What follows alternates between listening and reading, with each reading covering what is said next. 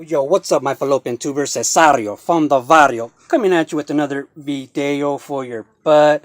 This is gonna be some binder talk. I wanna have some talk about my binders and set collecting and where I'm heading with this stuff. So real quick, start off with some of you who have been following me for a long time have already seen this. Check out, these are doubles that I used to have from my PCs. I used to PC Maguire and Conseco, but I stopped, sadly. Madero Strawberries, it was my number 1 PC. This card chased it forever, man. It was like one of the last cards. And this binder right here has been basically untouched, unmoved for like I mean, I've touched it before. I looked through it, but I hasn't added, haven't removed anything or added any cards to it since like 92, 93, somewhere around there. And this was the only binder that I had as a kid, believe it or not, since, you know, now I'm so much into binders. But yeah, when I was a kid, this is the only binder I had with actual cards in it. And this was on my PC. Everything else was in boxes. Shit, I mean, you want to talk about shoe boxes. Baseball cards affected the shoes that I bought.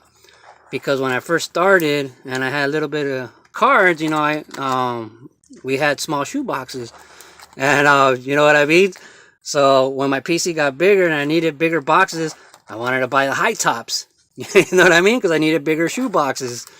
That's just the way my life worked, man, because it revolved around baseball cards, believe it or not.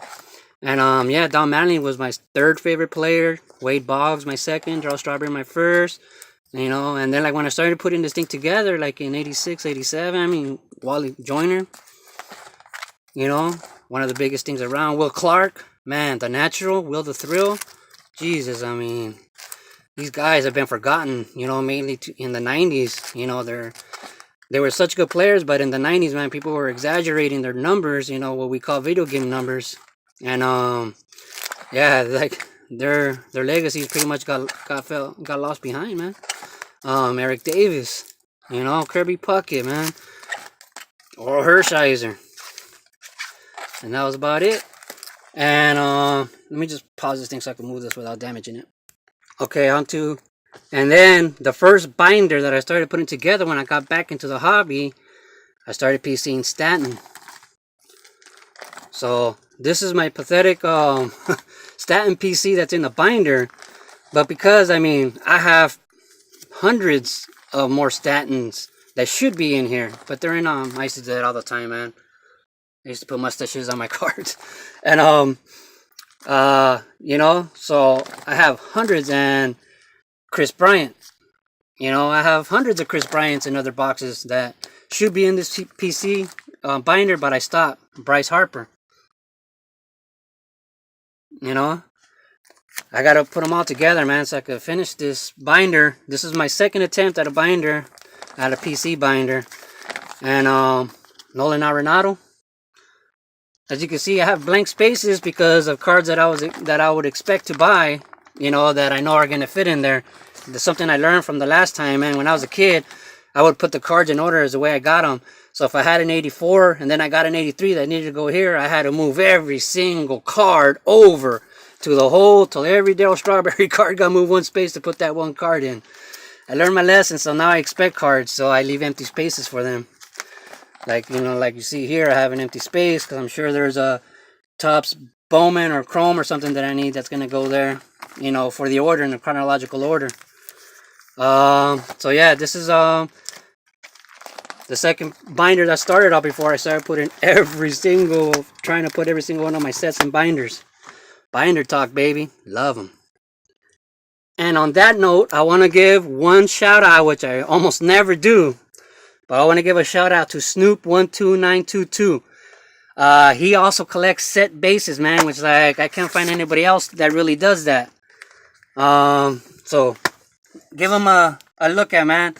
He collects base sets just like me, man. And one other thing I wanted to add is before I went camping a couple weeks ago, I posted a video that I was going camping and I just had gotten this starter set, and I'm missing 6 cards. Well, when I came back from camping, I opened up some mail days. I'm missing the Fisk. I'm missing the Pete Rose. I got a Pete Rose, man. I was missing a Brett. I got a Brett, man. You know, from AWMS. Thank you so much, man. Thank you. I owe you. And who else? Paul Molitor. Well, then Eli Hale, who I didn't know had any baseball cards. So I was wondering, like, how the hell, you know, until he told me he went to the store. I read it. He went to the store and he thought these were in bad condition. Are you kidding me? I needed the bench. And I got a bench. Look at that. Well centered. Corners are sharp. Jesus, nice. Needed the Fisk. What did I get? A Fisk. Not in my butt. Just a baseball card Fisk. And so the only card I'm missing now is this number 560 Dave Lopes. I think it's an all-star card. I'm going to ask that from my Dodger group on Facebook. So hopefully I'll complete the set, man, sooner than I thought. I mean, I put no effort into this yet, into putting the set together yet, to finishing it off, and you guys made it happen. So thanks a lot, Eli Hale. Faith Family Football. Thanks a lot, AWMS. Keep getting those golf, you know, those golf PC TTMs. And thanks to everybody, man. This is an awesome community. Love the hobby. Keep collecting baseball cards forever, I say. Forever. Forever. Forever. Forever.